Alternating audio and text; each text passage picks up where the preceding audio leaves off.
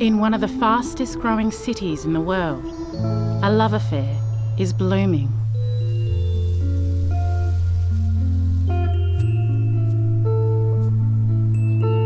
Melbourne's residents are talking to their trees. A conversation is unfurling. Dear 1517, I am confessing something very dear to me. I have fallen in love with 1583. Should I leave? Or should I stay? It would be great if you could give me some advice.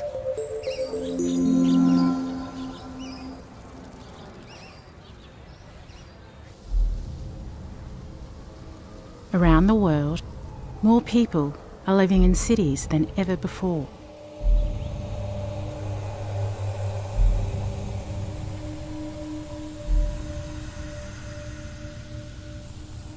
How's it going, 1517? I've been wondering, what's the city like for you?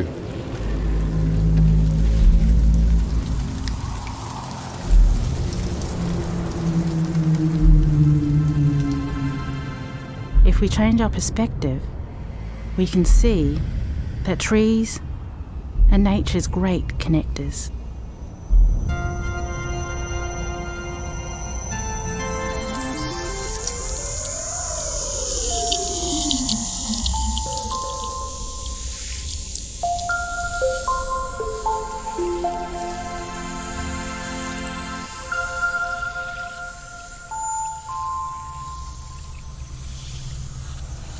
When trees breathe, so do we. Each breath cleaning the air and restoring balance. Our past, present and future are intertwined with trees, yet we have lost the ability to see them. To thrive, we must fall in love again with our city's trees and nurture our urban forests. Hello, 1517. We don't have a lot in common, you being a tree and all. I'm glad we're in this together. Regards, a tree lover.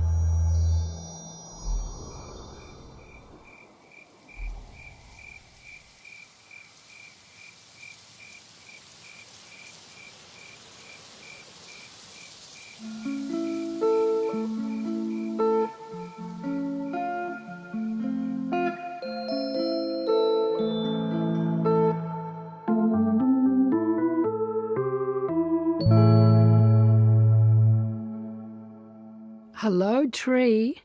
It's your mother. How come you never call?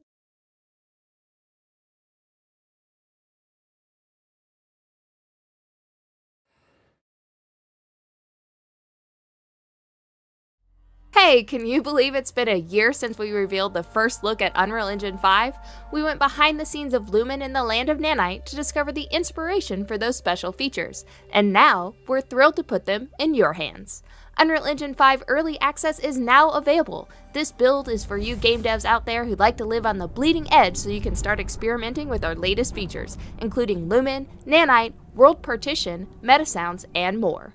Keep in mind that UE5 Early Access is not production ready, but you can download the latest build and the Valley of the Ancient sample project featured during our YouTube premiere. Get all the details on UE5 Early Access from the feed and share your feedback with us in the forums. When you take a break from giving UE5 a test drive, be sure to pop over to the Unreal Engine Marketplace to download 2 new realistic automotive scenes for free. In addition to an expansive Salt Flats area, the Automotive Salt Flats project features customizable mountain ranges and special atmospherics. Or get away from the sun in the Automotive Winter scene with customizable levels of snow, dirt, or wetness on a winding country road. And if you're looking for something else, thousands of Marketplace products are now on sale at up to 70% off during the Unreal Engine Massive Marketplace Sale, arguably our biggest sale yet. Find discounts on everything from explosive sound collections, modular castles, materials, plugins, to the entire Earth. Sale runs now through Saturday, June 5th. Ever thought about quitting your day job to build a game? Solo developer and father of 3 Jonas Monka shares what it was like to do just that. He's now working full-time on Omno, a single-player journey of discovery through an ancient world of wonders. Hear more about the epic Mega Grant recipient's journey from hobbyist to full-time studio founder and developer. When AV Simulation set out to improve Scanner, their all-purpose automotive simulator software, they chose to convert it to an Unreal Engine platform.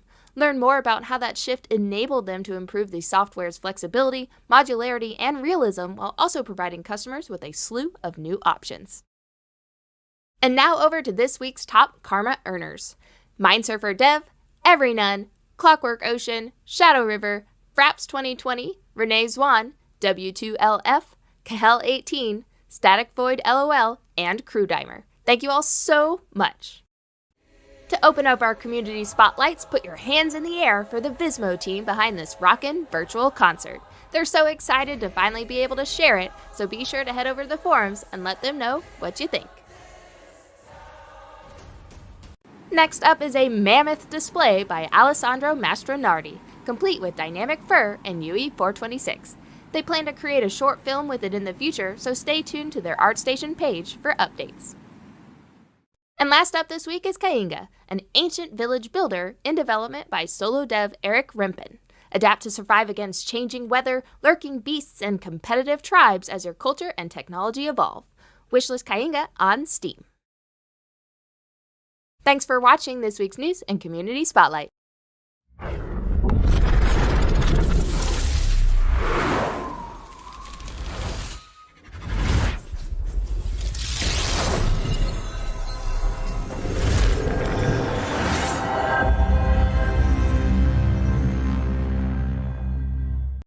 Hi everyone, and welcome to another episode of Inside Unreal, a weekly show where we learn, explore, and celebrate everything Unreal. I'm your host, Victor Broden, and to help me with the episodes that we have coming for you in the next couple of weeks, I'd like to introduce, once again on the show, Chance Ivy. Hey everyone, so good to see you. It's been a while. I missed you. I'm glad to be back. I'm glad to talk about UE5. And we're not alone, though. It's not just me and Chance, even though we will be on the stream for the next couple of weeks. And for today, we'd like to welcome you to Unreal Engine 5 Early Access. And to help us with this, we've invited Michal Valiant, Engineering Director for Graphics. Hello. Thank you for having me. Nick Pemwarden, VP of Engineering. Hey, happy to be here. It's been a while since I've been on the stream, so excited. It's good to have you, Nick. Nick Whiting, Technical Director. Hey, been a while for me too, but happy to be back. And last but not least, Simon Taranjo, Engineering Director of Tools. Everyone. Great. To kick off, I'd like to, start with a little bit of Pretty Pixels. And so let's roll the short of what we did yesterday.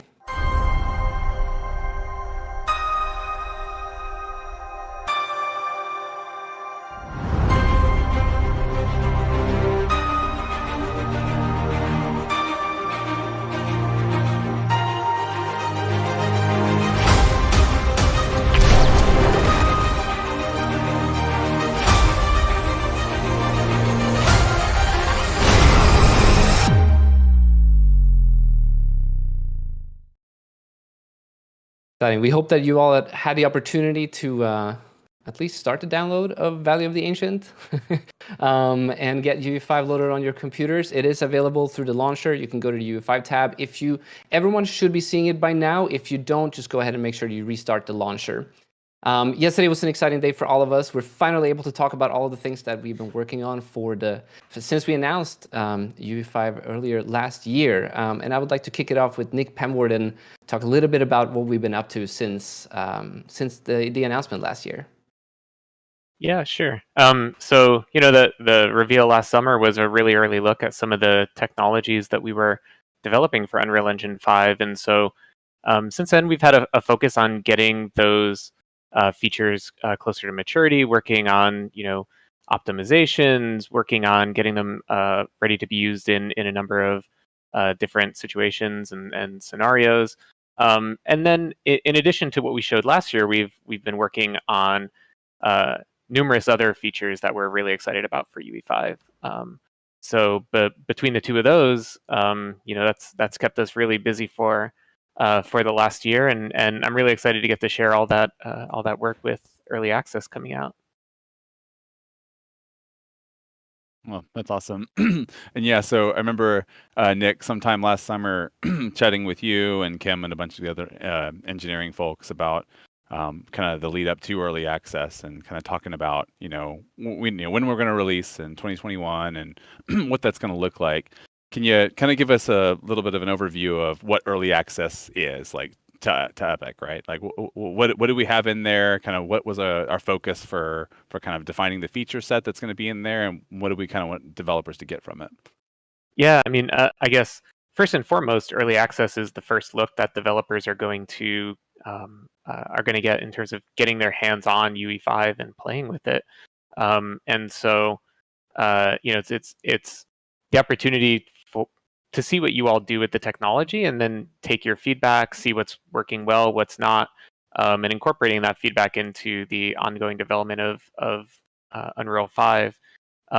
In terms of feature set, I mentioned that we've been working on a lot of other features outside of what we showed last year with Lumen in the Land of Nanite, and so it was pulling together all of those streams of development together into a cohesive whole. So, Nanite and Lumen, I think everybody remembers those from our demo last year. But then,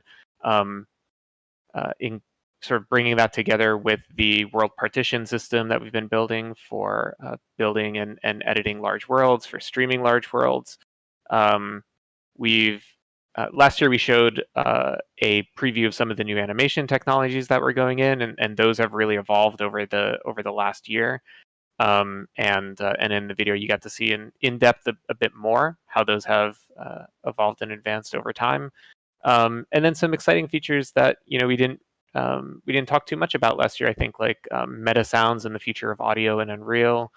Some of the developer workflow improvements that we've been working on, right? So game feature plugins and how to enable the writing of good modular gameplay code and gameplay features. As well as, of course, I haven't mentioned the new editor UI, but we've been iterating and working on that for a while, trying to really focus on the developer experience. And there's a couple behind the scenes things that I'm glad a lot of people have noticed, things like the asynchronous building of textures and meshes so that you can get into the editor more quickly, trying to make sure we're blocking the editor as little as possible, so keeping that editing experience smooth. Those have all been focuses for us over the last year, and yeah, early access is really pulling all those strings together and culminating in a still early look at UE5, but an early look that is more encompassing of the feature set that we are planning on shipping. No, it's great. It's been a big pleasure working on a number of different systems that use a lot of these features, right? As we have kind of gotten ready to move into early access. One thing I noticed when working on Valley of the Ancient, specifically for this launch, was how at home I felt in UE5 versus UE4. I came from the UE3 world into UE4, and there's a lot of conventions that kind of stayed the same right between the two, but the tooling was advanced enough between, for that generation jump that I had to relearn a handful of things, which is, good and exciting. A lot of us internally working on this tool and working on this demo, one thing I noticed was how easy it was just to kind of pick up and apply a lot of knowledge I already know. That it's not just that, a lot of the core frameworks are the same there, but even with the editor UI, I mean, so much is just, it operates mostly the same. It's just simpler, more streamlined, and it's, kind of out of my way.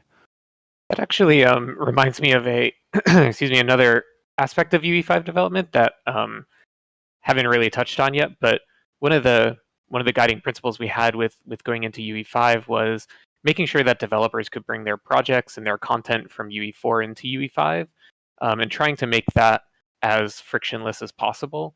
And so that was always something that was on our minds over the last year. We want to make some pretty big changes to the engine, both new features, but also some of the systems under the hood. and making sure that we do that in a way that we can preserve the ability to take a UE4 project and bring it into to UE5 with as little effort.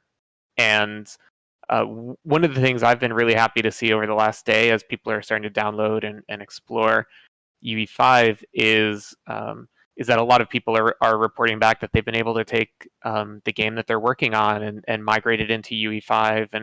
And sometimes there's a little bit of fix-up in game code, but by and large, maps, assets are all loading, and with some minor changes for a couple of compatibility breaks, it sounds like people are having a pretty good experience bringing their UE4 content into UE5.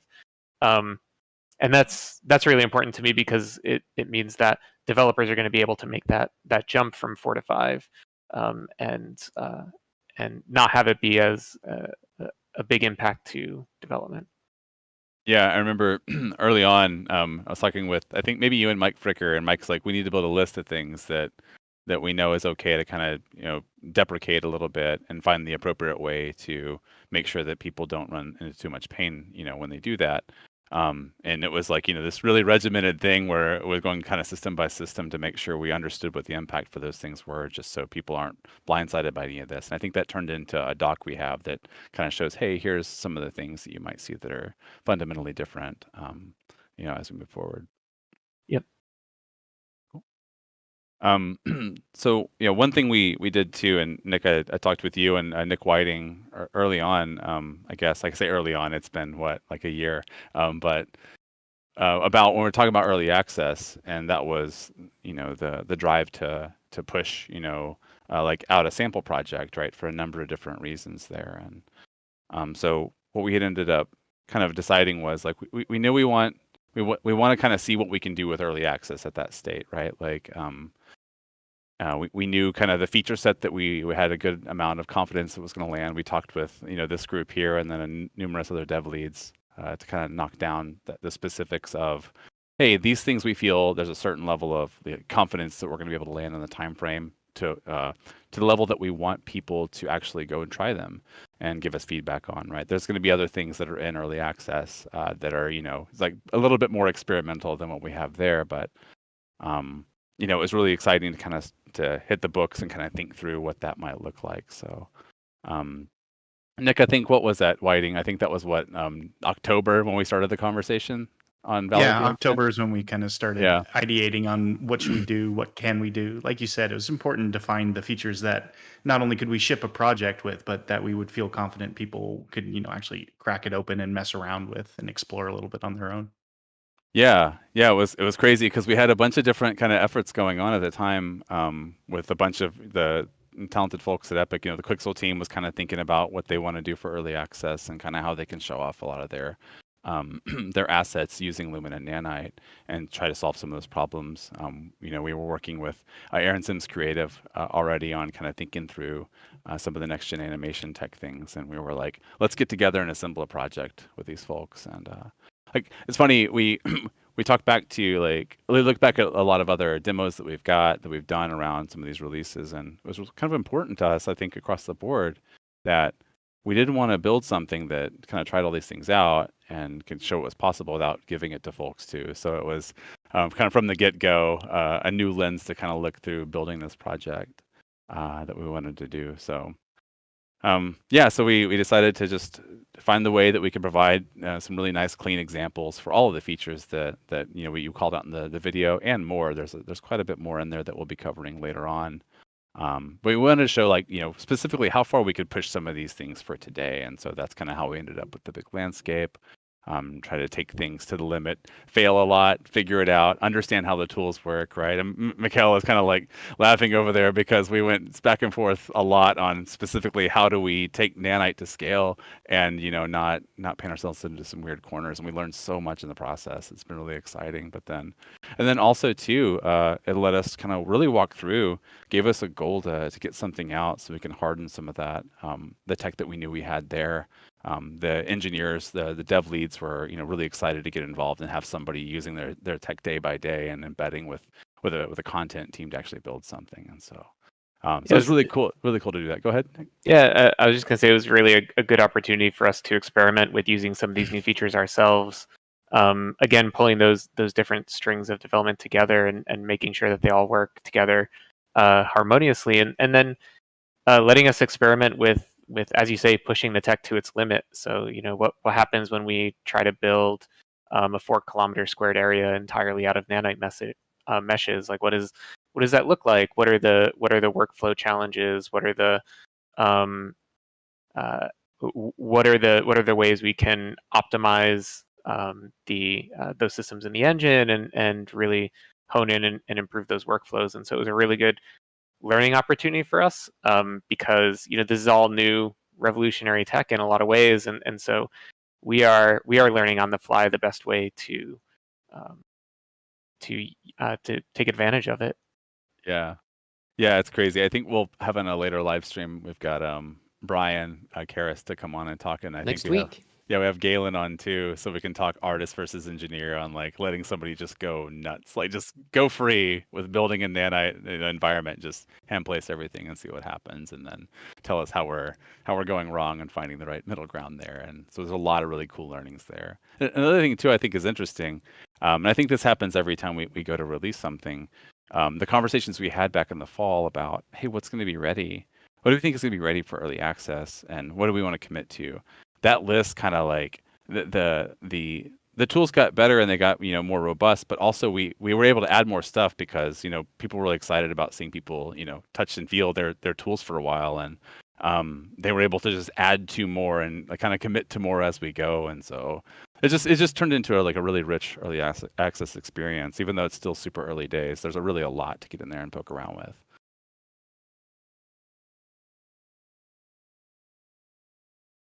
All right, we're definitely getting a lot of questions here. I'd like to let everyone know that we are going to do Q&A. We just want to make sure that we go through everything that we'd like to talk about. Chance already mentioned this, but go ahead and check out the schedule on the Twitch About page for what we are covering in the next couple of weeks. If you're curious, Nanite, Lumen, World Partition, we're doing a deep dive on all of the new animation features. And so if you are specifically looking for some of the answers to those questions, we will be covering all of those in detail.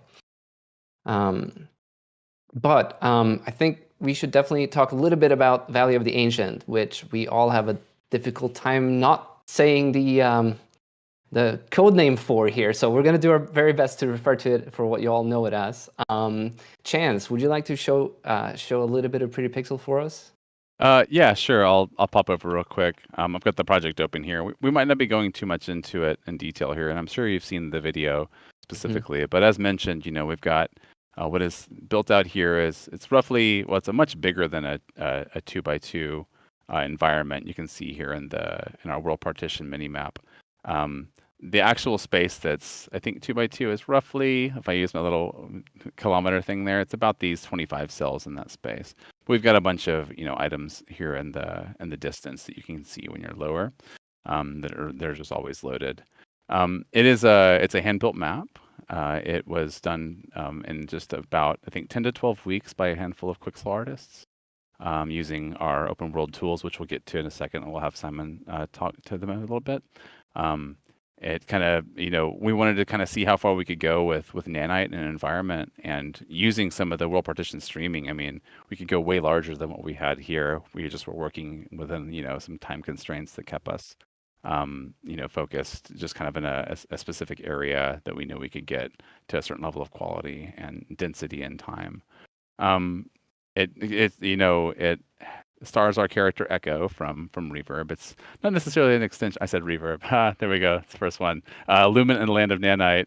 Oh, it was the demo from last summer. We have code names around here. So we have Echo here at a campfire, and she can use her remote to kind of explore the space and kind of get into all the hyper resolution geometry as we go.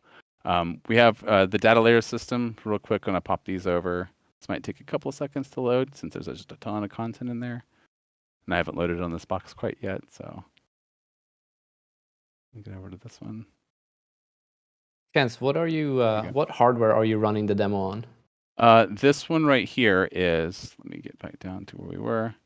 this is this is a 3080 on this machine here. This is one of the ones that we use to record early on. But most everybody that worked on the project was anywhere from 1080 to 2080 for the most part as we built the entire demo. So we use the other features inside the new open world tools to switch over into kind of this dark world reimagination.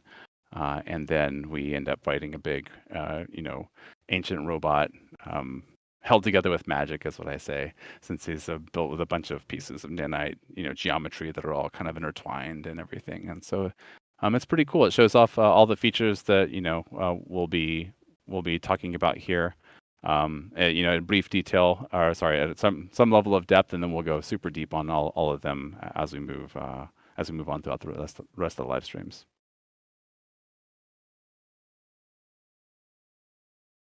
We had some. I just realized that we don't have a representative here today, but we will in the upcoming weeks. But Quixel played a big role in the demo, right. And we're seeing I think almost not all of it, but a lot of the environment assets are megascans, right? Mm-hmm. That's right. Yeah, the team went out to Moab actually back in the fall, and they used some new drone scanning techniques where they fly a drone up and they're able to scan massive cliff faces, and then take all that scan data on all those pictures and composite them together to make super high resolution geometry. And there's a new asset type that they built that's basically it's a combination of those things, almost like a prefabricated a collection of those meshes that can be easily used in the scene. And that's, if you've seen the video, it's outlined pretty well there. It's pretty awesome. The team's using some spline tools to kind of be able to dress up cliff sides, and things like that, using some utilities and Blueprint, and really, really quickly build out a lot of the scene.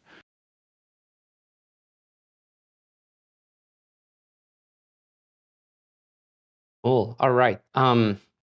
Think let's go ahead and dive into. So we will be diving into Topaz in detail in the coming weeks, especially in regards to Nanite Stream next week. Galen Davis will be showing off sort of how Nanite was worked with, the workflows, the implementations, the stuff we learned, all of that. But to move on, I would like to ask Simon a little bit about, we have a new user interface, which is probably the first thing that folks see when they download UE5 and open it up. Would you like to talk to us a little bit about it? Sure.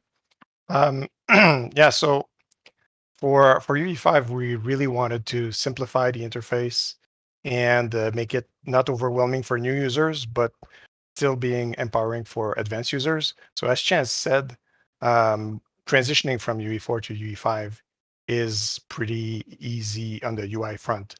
You won't need to relearn the tools. You might look for some of the things, but it's not major changes. We wanted to make the viewport really a first-class citizen, as over the years, it seems like the viewport got smaller and smaller. So now the content browser, is in a drawer that can be pushed down. You can collapse panels into to sidebar tabs, so you get more of the nice pixels in the viewport. Now we have a dark theme for the editor, and you can customize it. You can make your own theme if you want, change the colors and all. In the future, we'll probably offer a light theme also. Yeah, in the future, we also want to simplify some workflows so that you can modify properties without having to go into details panel, like changing light parameters and things like that. But it's not in early access yet, but will be for 5.0. So hopefully you'll like the new UI. Yeah, on the new UI and working on Topaz, one thing I noticed that wasn't called out specifically to me when I first saw the content browser drawer, I was like, this is great, because I need it all the time, but I don't need it in my face all the time because I don't do a whole lot of set dressing, but I need to get access to a thing. The drawer is available in pretty much every other window too, right? So if I'm in a Blueprint, I need access to a file on disk, whether it be like in a public field, or if I'm trying to spawn something, I can pop up in the content browser drawer, find the thing I need and drag it into space, or just reference it directly from there.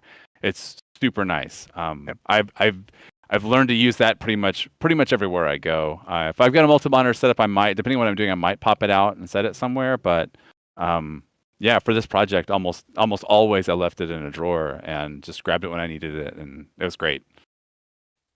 And the drawer is not finished yet. No promises here, but I did hear from some of the developers that they're working on the possibility of adding more tabs to it, so that you can say because it was one of the biggest requests, right? Being able to add the output log, and so that you can just pop that open and look at it as you're playing in viewport. Yeah, exciting stuff. And it's control spacebar for those of you who haven't found it yet. Should probably be one of the easiest keybinds that you might accidentally touch even. Someone did tell me that that's what happened. Simon, were there any other details on the UI that you were interested in covering, or should we move on? I think we can move on. We have lots of stuff to go over.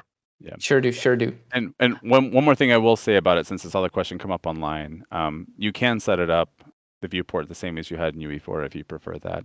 Nothing there is enforced. I think the intent was to make sure that you can kind of customize it in the way that best fits your workflow needs. There's that dock in layout, I believe is what the button's called, on the right side of the content drawer. New flashy features, Lumen and Nanite. Michal, you have been the director for the development of these features. I don't know, where do we start? Oh, it's,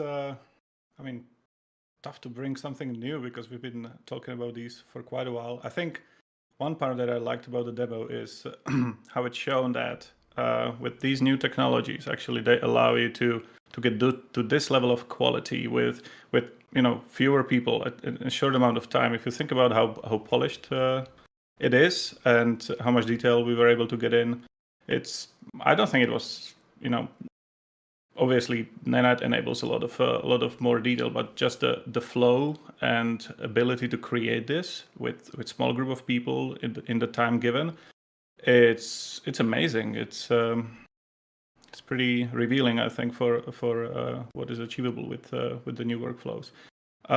When it comes to Nanite, we already talked about it a bit. It's our new micropolygon renderer. It's a combination of software rasterization, hardware rasterization, and basically it does allow you to let loose a bit more when it comes to, significantly more when it comes to the limits. You can use a ton of instances, a ton more polygons.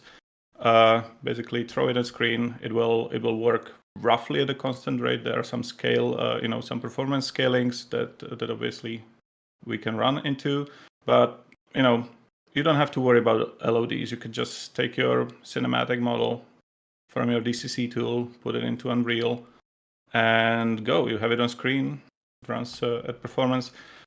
We have still a lot of, it looks very polished, it looks great, but we still have a lot of work to do here. Right now we're working with opaque and rigid meshes. We have plans to add skinning in the future, to add translucencies. That's something that's not in the early access build yet.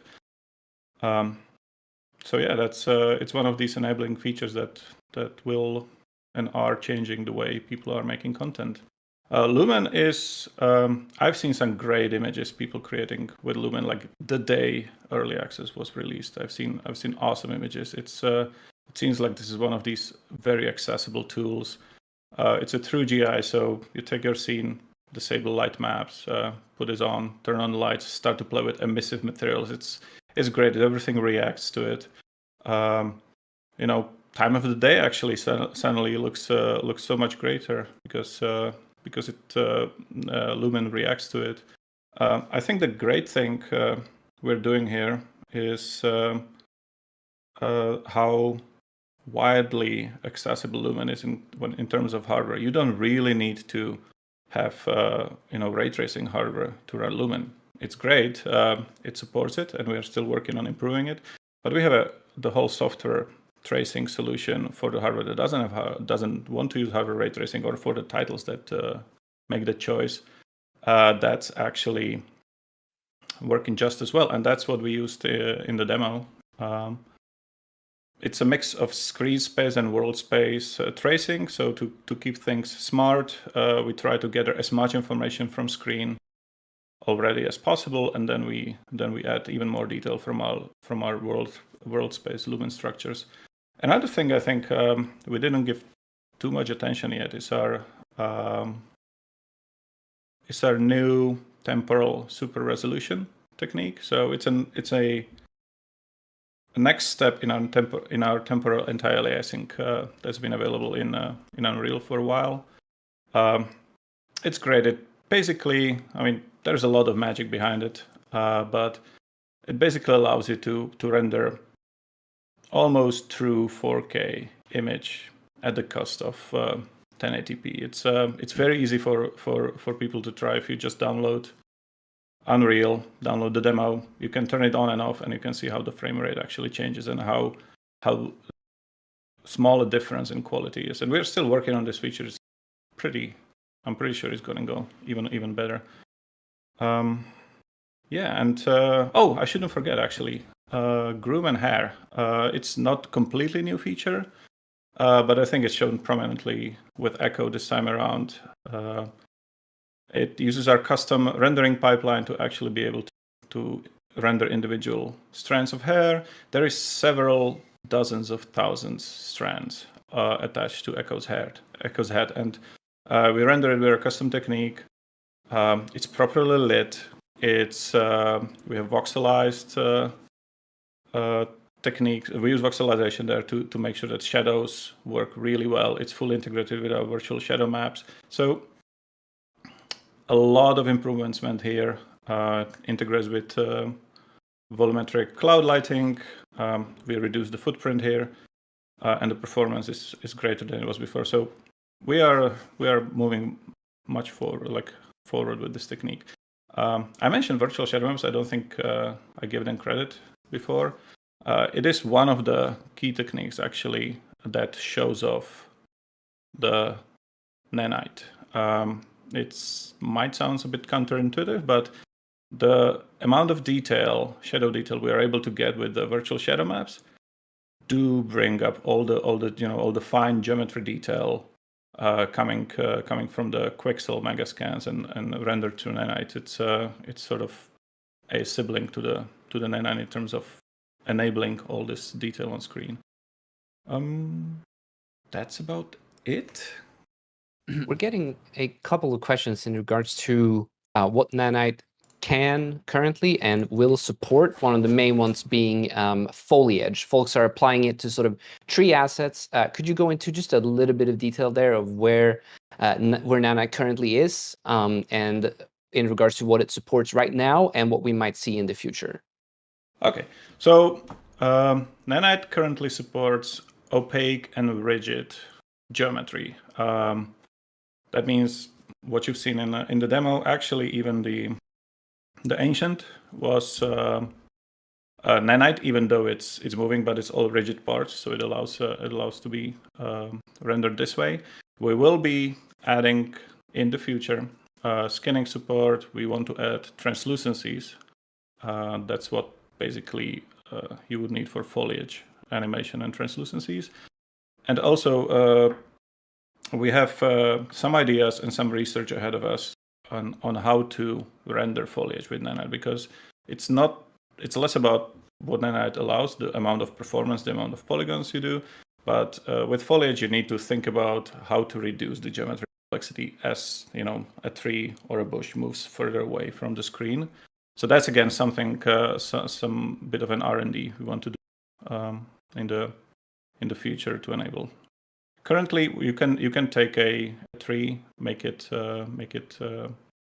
opaque mesh, so you can model the leaves as polygons, and it will render. It might just not look entirely correct as the tree goes further away from the camera, because we don't do all the right calculations considering the sparse nature of how tree looks. Thank you, Michal. For those of you interested in more details in nanite, I'm going to keep repeating this, but I do want to let everyone know that we will be covering nanite in detail next week on the stream. And if you go ahead and look at the Twitch About page, you can see the full schedule for the next almost 2 months of UEFI-related live streams. And I'm sure there will be more coming later in the year. Let's move on to our large world tools. They involve quite a few new tools and features and workflows in Engine. Simon, would you like to go ahead and talk a little bit about it? Yes. I'm pretty happy that we finally have world partition out in the world. We've been working on this for a few years at least with a fairly large team. The reason why we wanted to work world partition was to greatly simplify workflows for large worlds. Like if you think about building a massive world, it means you probably have lots of artists and they all want to work collaboratively and be as efficient as possible. And the way Unreal was set up in Unreal 4, all the actors were in a were stored sorry were stored in level files, and it brought contention where if you want to move an actor, you have to check out level. Level's already checked out. You're blocked.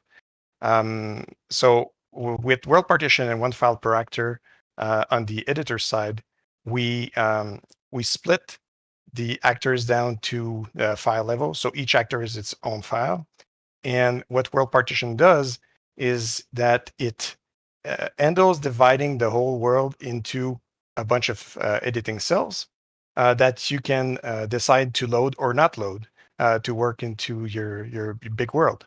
So instead of loading a 4x4 kilometer world that's going to take a long time to load just to work in a small corner of the map, you can just load that corner directly, that cell, and probably load 100 times faster than you would have if you loaded everything. In some cases, you can't even load the full world because it's just too massive. So world partition becomes critical. The other aspect, well, let me get back up a bit.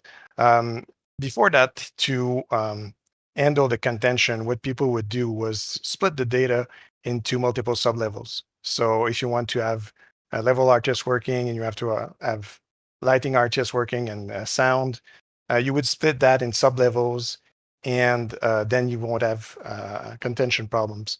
But this brought data management problems where you have to think about splitting everything. You have to think, okay, I'm going to have 4 artists. I'm going to have 4 sublevels, and then if you move actors between sublevels, it adds complexity. And since the sublevels are also used for streaming, you can end up in cases where, whoops, the actor is now in the wrong level and streamed at the wrong time. So it just becomes complicated. And we really wanted to make it easy so it just works. So you just place your actor, place your stuff, do your gameplay, and it's gonna work without thinking about splitting data. On the runtime side, what world partition brings is, again, no need to worry about sublevels. No need to worry about, okay, I'm going to load that part of the world, and then when I move to that area, I'm going to load the second part and unload the previous part, and then I have to worry about memory budgets and all that. So world partition, when cooking the data, it splits the world automatically on a grid and creates basically mini sublevels for each cell. And then we use a streaming radius around the character or around any point of interest that you would want to use to stream the necessary cells as you move. So as you move through the map, it's loading the cells in front of you, unloading the cells behind. It's managing the HLODs. It just makes life much more easier. And then you can customize, you can change the size of the runtime cells if you want, depending on the density of your world. And for very advanced users, when closing and shipping a game, you could, if you want, create multiple grids, having a coarser grid for the buildings and such, and a fine grain grid for details and rubbish and things like that, that you would want to have different streaming policy, different streaming radius. Yeah,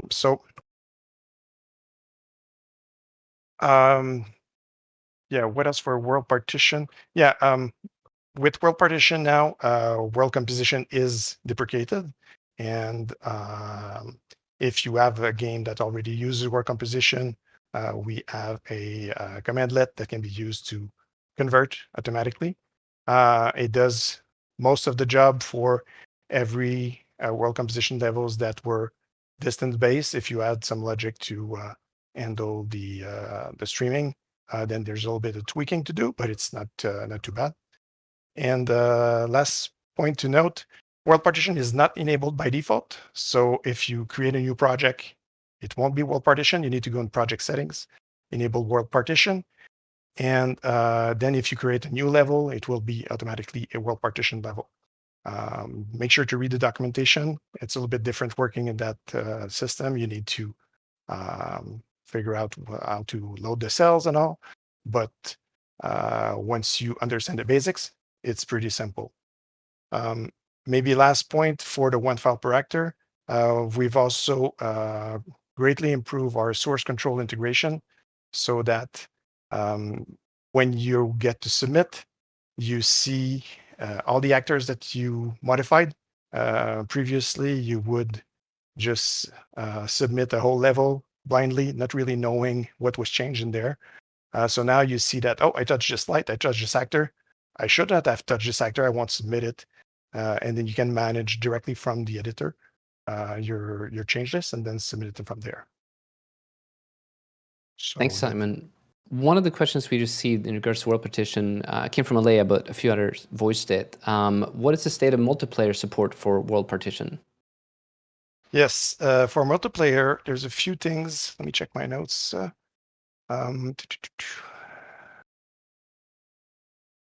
Yeah, so there's a few things that were not fixed in time for early access. So if you play around with data layers, it will not be replicated. And on the server, currently HLODs are getting loaded. So there's going to be, well, that's probably going to be fixed in the future release. And replay on the server also doesn't work. But other than that, yeah, it works. And that's just for early access, right? There's teams working Yes. on. Yeah, cool. Yeah, we already fixed most of those, but we just missed the cutoff. Yeah. So that's great. These tools have been really like game changing for us in working on Valley of the Ancient, not the code name. We were able to, I think, as Simon said, there's a little bit of change in thought around how we build. You know, similar to Lumen and Nanite, some of the more traditional methods of just building games or whatever are kind of, you have to rethink them a little bit. But once we got the teams up and running, which is like within like a handful of days of us just talking through how it's going to work. I mean, we had like a dozen people, a dozen artists from the Quixel side and from the Aaron Sims and the content side on the engine team, kind of like putting things in the world all the time, like all day, every day. And we worked around the world too. I mean, we had people in, I can't remember how many countries working on the project. And no one had to, oh, I have the map and I have to give it to you, unless it was like a blueprint thing that we had to handle. And that's, completely separate from a number of the things we were talking about. And we would just sync and then just more and more and more stuff showing up in the map all the time. I don't think in the time frame that we had that we could have really built it, that way. I mean, I can't remember how many. I think there's like something like 2 million mesh instances in the Moab, scene, right?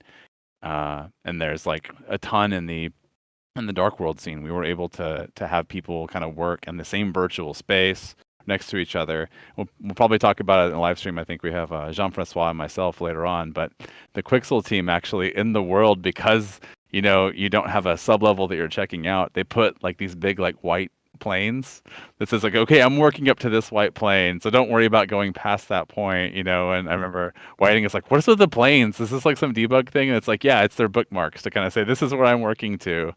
And everybody could just go crazy. The one file per actor support is really, really, really something special with that. Being able to see exactly what you changed, why you changed it, is really awesome. I can't tell you how many times I've worked on a project where the map file's dirty and I don't know if I did it.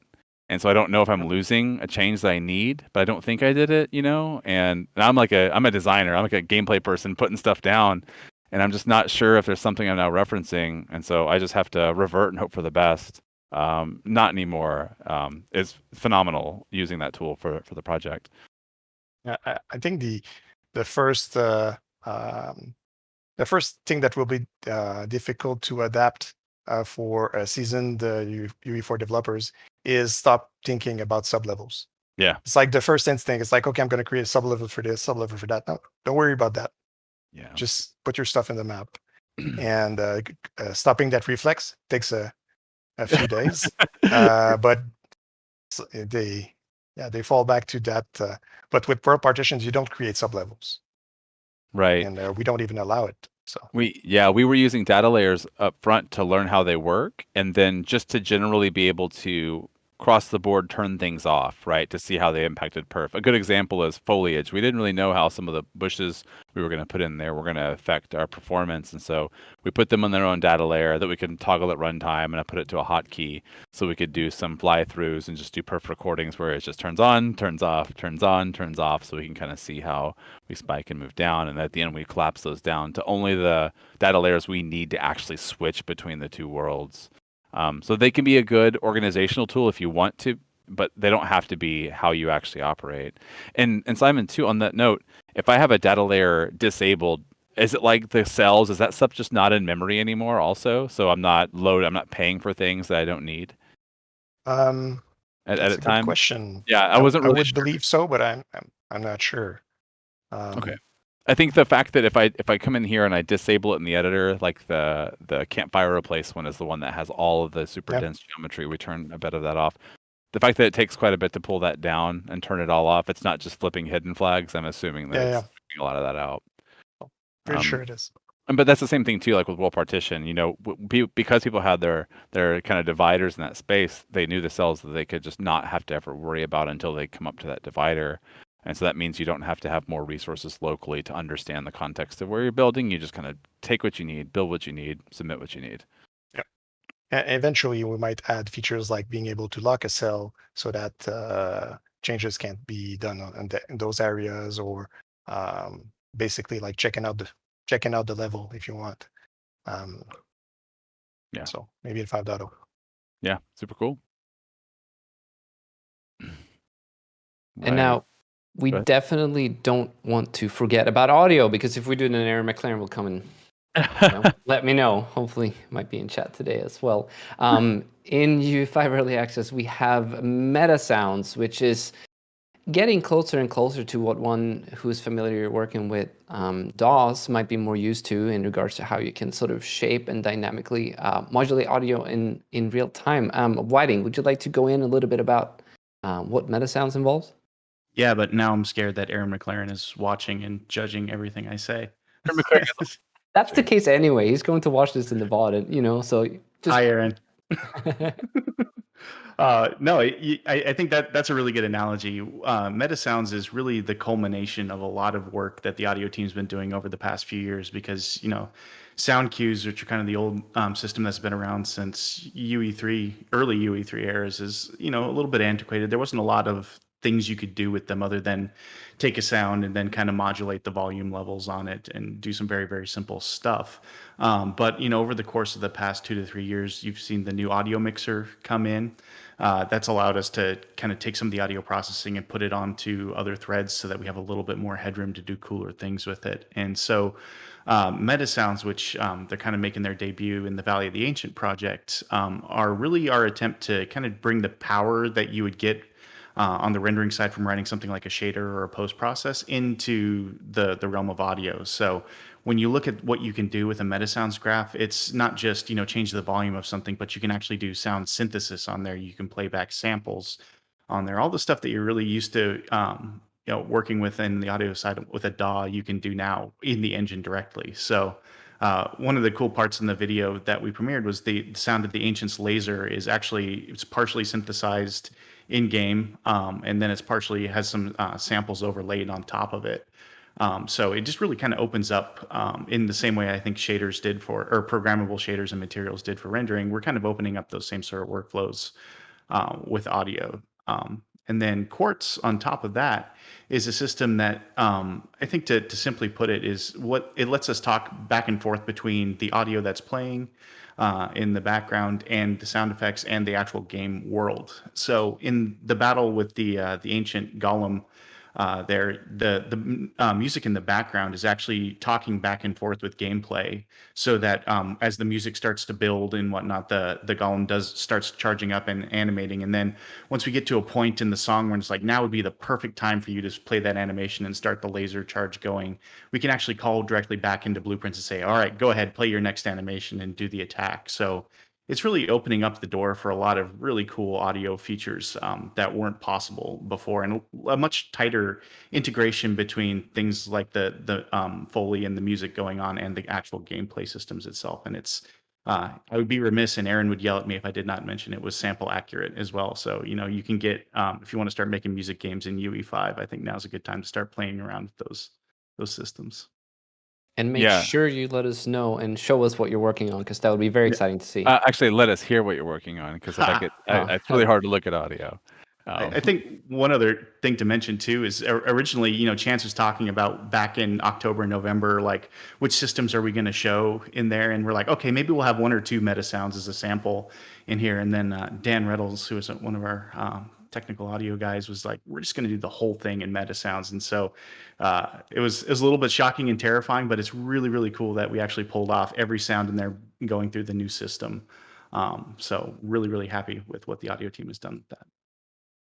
Yeah, one thing I thought was super cool about meta sounds is how much data you can pass in about your world. I mean, like, it's kind of a theme in general about a number of these new features, is that like it's not just a bunch of content that you bring in that has minimal set of like kind of injection points to pass data or do things with. I mean, it's just a lot more flexibility, a lot more deep integration into other things. And yeah, the Ancient's laser attack is kind of like a really big one that's got a bunch of stuff going on in there and stuff. But you can look at numerous other meta sounds in there that do very similar things. And we're already seeing, again, in the community, people are already poking around with that and making some really, really cool things. Yeah, and the laser example is kind of a simple one we wanted to do so it's easy to pick apart and people can see how we make it. But there's no reason that's the upper bound on complexity. You can go ham. Yeah, and I think too, talking to Aaron, we'll get him and Dan on at some point in the future. But the widget library is going to be just a bunch more modular effects and different things you can do that you would expect in a sound library, right? And that thing will grow similar to like the Blueprint API over time.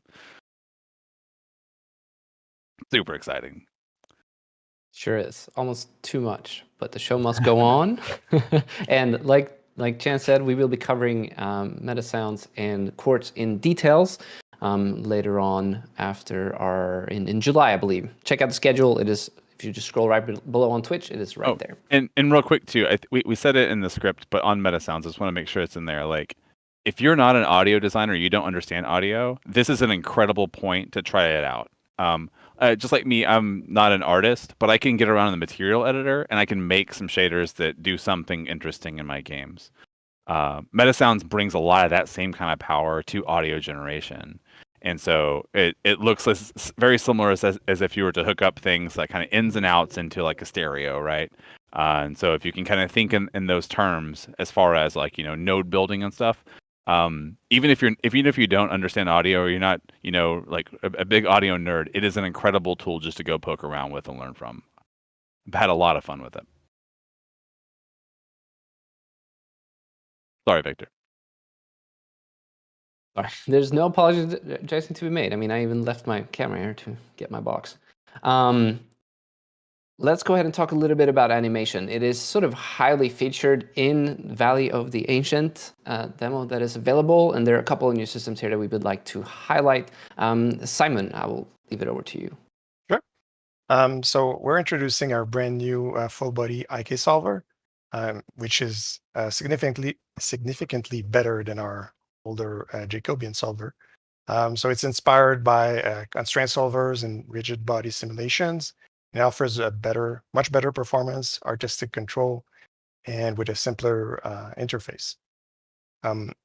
We also have the new motion warping framework that allows you to dynamically adjust root motion animations to adapt to dynamic or changing environments. It matches specific targets that you place in your world. You can find an example of that in the demo, and you can also find an example about the slope warping to adapt the flat locomotion to the rough, rugged landscape of the world. It's written entirely in Control Rig, and it's using the new full body IK solver. Finally, we have the blend space improvements that allows you to blend arbitrary animation graphs instead of just simple animation clips.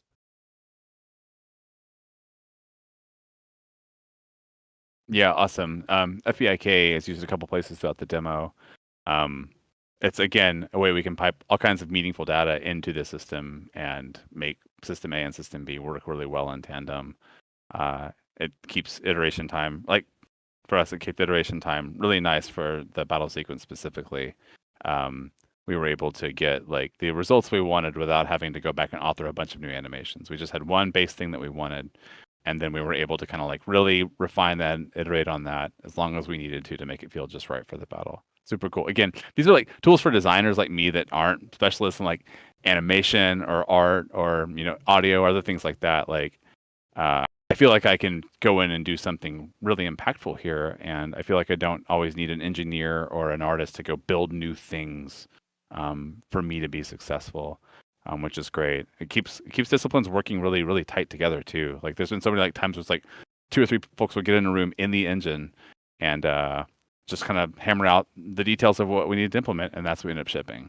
And FBIK is one of those things that's been really nice for that.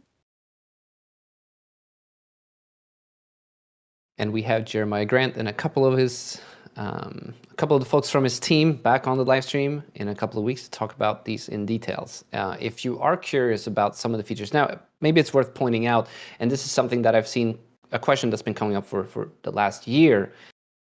You can still use features in UE4 to learn the tools that will still exist in UE5. Obviously, some of them are not there.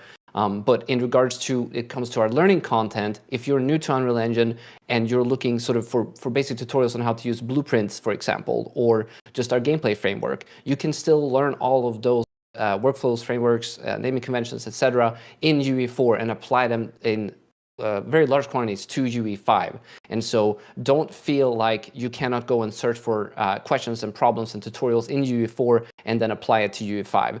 You will find out and see that in many cases, the user interface and the tools are very similar, except for the ones that didn't exist in UE4, of course. But we are going to cover and try to do our best to fill out documentation as well as learning samples. While I'm on that topic, Unreal Online Learning does have lessons and tutorials specifically for UE5. So if you haven't checked that out, it's learn.unrealengine.com, and you'll find it right there in the course section. Awesome. Yeah. Whiting, let's talk about game feature plugins and how cool this is for designers and programmers working together to not make tar balls. Yeah, game feature plugins are something that kind of came out of the learnings from making a game like Fortnite that works on such a massive scale with a massive team with a ton of gameplay programmers and designers. And it kind of fits the same role for programmers that the one file per actor and world partition does for level designers and artists, in that it's a way that you can kind of keep pockets of functionality separate from one another. So if you look at the demo, when Echo starts out, if you drop the Echo blueprint in the world, she doesn't do a whole lot other than just walk in there. But during the course of the demo, she's got 2 modes that kind of enhance her abilities. One of those is when she releases her little mote drone at the beginning that can fly around. And then once she transitions to the dark world, she can throw the light dart kind of charge projectile to blow stuff up and find the ancient at the end. And both of those features are implemented as gameplay feature plugins. So basically what that is a plugin that's self-contained, that has all the assets it needs, all the blueprint scripting it needs, and any native C++ code that it needs, that has a little descriptor file that you can open up and say, okay, when I load this plugin, I want to stream in this content, add these components to these types of actors and whatnot. It really lets you create the scripting and functionality orthogonally to the actual blueprints itself. So if I was working on the drone mote and Chance was working on the light dart ability, we wouldn't be stepping on each other's toes necessarily. And the other nice thing about it is it means that it's more easy to transport that kind of functionality between different projects if you want to, because it's all kind of encapsulated in that module itself. So it's not the sexiest thing to show off because it's just a bunch of menus and kind of an organizational thing, but it really kind of forces us to do a lot more implementation of functionality in components that can be added to blueprints rather than in just monolithic blueprints themselves. So it's a little bit of a technological feature and a little bit of a philosophical shift at the same time. What we found was really cool, and we'll have Michael Noland and I think Mike Beach on to talk about it later, is that we were able to pipe a lot of the functionality through the gameplay ability system, and with that, we're able to give players new gameplay abilities with a lot of this content that again doesn't exist in the core game at all. So there's like a one-way reference, right? And using the gameplay ability system, we're able to say this turns off these other things that are tagged specific ways. So the main game might manage some tags for specific things, but that allows us to make sure that if Whiting's working on something that takes these input controls and I need those, and we know that they're never going to be on at the same time, I can just make sure that whenever the game is appropriately loading this, it turns those things off. And so it's a really powerful system. It's funny, we built the drone. We pulled the drone straight out of the Kite demo, and we kind of repurposed that a little bit. We knew we wanted to explore this space with something, and we kind of wanted to see what we could do there. And so the C++ and the blueprints and the VFX and everything for that is in the hover drone plugin there. And then the actual light dart blast, energy blast she's got. We originally built that as a separate game feature plugin to just enable to give her a new ability. And then we kind of took it a little bit further, right, for our demonstration. If you see it's called the Ancient Battle plugin now too. And not only does it turn all of that on for her, but it also adds the destructible pieces, all the targeting stuff that the actual attack needs, and it brings in the actual ancient for you to fight. So it might be like in a world where you've got a map for some time where there's this place that some future content is coming down the pipe, but it's not ready yet. It's gonna be a limited time thing. You're timing this with some event in your game, and then so you kind of release this game feature into your game and you enable it whenever it's ready. And then that way, now that it's enabled, your player can do things that they couldn't before. But it's not like you had to release a whole new client build, all this other new stuff with it, right? Like it's something that you can just kind of enable separately and go from there. I think we've learned a lot using this feature in Fortnite, like Nick mentioned, to kind of see how do we not build that where you have a character, somebody needs to check out the character asset. And because of that, there's like all these other things that it has to touch to resave or vice versa. If I have to save the light dart, well, since it references Echo, it thinks it needs to resave Echo. So I've got to make sure that I got to do that too. And Nick happens to have Echo checked out, and he went home for the weekend because that's what he does. So during a pandemic, I'm always home, Chance. That's right. Oh yeah, sorry. You went upstairs for a week for the week. I did. I think you did touch on something else that was, folks that are cracking open the Valley of the Ancient project.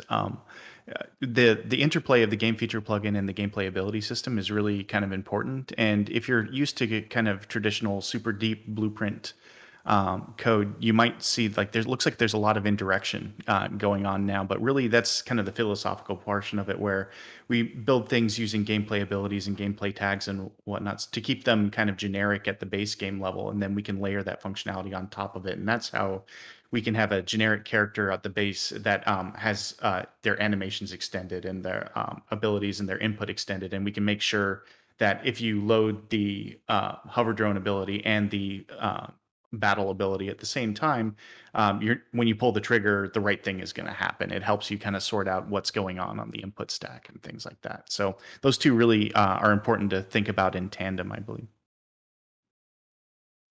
Yeah, and it works with the input action system too. So it makes it really easy to just bind new input actions, remove new input actions from pretty much anything you want in there. Just stack components and actors in your world. It's pretty great. I'm a big fan.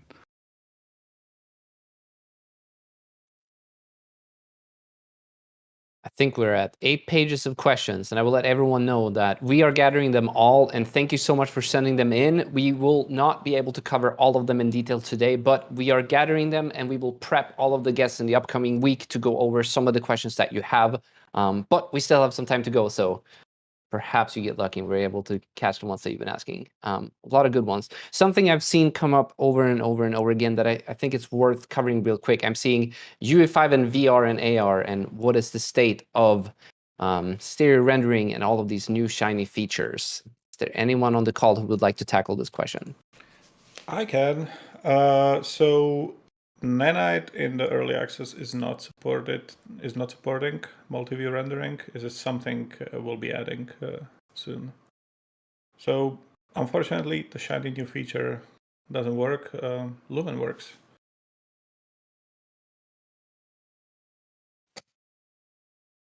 All right, and there's a new VR template, so you can go ahead and check that out. Just shameless plug there, Victor. Shameless Yeah, plug there. what would you know about that, Victor? Yeah. No idea. Oh, my lights came back on. That's good. Fantastic. I'm like the only person here, and so every once in a while, We paid your power bill for you. Oh, thanks, buddy. Appreciate you. Hey, I see the next thing we have on here to discuss is like with animating in the engine. We've had control rig for a bit. Simon, you want to give us TLDR of where we are there? Sure. I mean, it's pretty awesome to think that the engine was all completely animated in engine. No external DCCs were used for that. That's pretty cool. So Very obviously it's all set up with control rig. Echo is also set up with control rig, so you can download the demo and play with that. So basically animating an engine, we're using sequencer and control rig. And we have a few tools like a pose library, a snapper tool, and a tween tool. With the pose library, you can create reusable poses and then apply them to your library. So you want like the end for the robot and things like that. With the control rig snapper tool, you can pin objects or controls from your control rig to other objects in the world. And it bakes keyframes over a duration of time. Oh, that's great. Yeah, that's awesome. And the tween tool, you can create the new in-between keyframes and weights, and weight them based on the keyframe or pose that is either ahead or behind the current keyframe. And control rig also now supports encapsulation and the ability to share and reuse modular rigs via function libraries. So. No, that's awesome. Yeah, and for you touched on it for Valley of the Ancient. The Ancient is 100% animated in engine, all of it, everything he's got there, using control rig, which is just super cool. And working with Jeremiah, he showed me how some of the tools work and how it's used. And like, I've never used it before. And again, not an animator, but I feel like I can go through and do some things there that I could not do before, and at least try out ideas and whatnot using these kinds of tools without having to load a different piece of software, which I don't have a license for nor how to use. So control rigs really make it easy to animate and play around with the character. And if you had the IK on there, and it's very powerful. Yeah, the FBIK node is basically a control rig node, right? That you can pass all your data into. Yeah, super powerful, man. Great stuff. Wanted to call out to that's kind of the high level number of or I guess a high level list of features that were UE5 specific that we wanted to make sure showcase well in Topaz. I'm sorry, in Valley of the Ancient. That's Valley 5 now. And I just wanted to also call out too that there's a number of UE4 features that we use that have really good representation in the project as well. So if you are new to UE, or if you want to see how some of these things were done, there's some good examples of other things in there. Like, why do you want to talk a little bit about destruction? Yeah, with the destruction that's in the demo plugin, we wanted to have a few pieces, and it was really important to us to kind of put it through its paces running on console in terms of performance and memory, because I mean it's doing destruction and it has